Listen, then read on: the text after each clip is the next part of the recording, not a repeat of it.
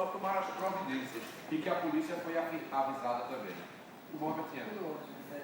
É bom porque toma Vital 500, né? Tá bom porque a gente toma Vital 500. Nós tomamos. Não, aqui não é só a gente não, Dona Iracema também. Dona Iracema tá aí? Vamos dar uma olhadinha no depoimento dela. Dona Iracema, fala aí, Dona Iracema. Antes do Vital 500, eu tinha falta de circulação, Ô.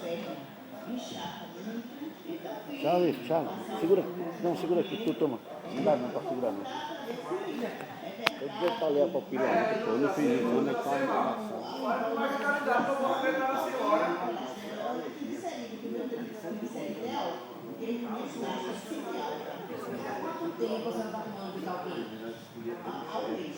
Há um mês já senti a diferença muito grande.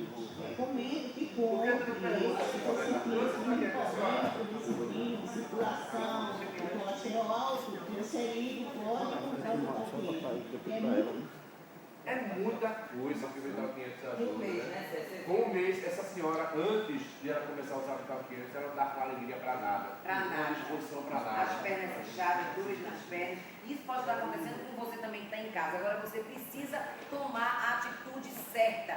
Vital 500, gente, um complemento alimentar 100% natural. Faça como o Sérgio Dionísio, mude de vida. Liga pra gente agora, 3222-2001. 3222-2001.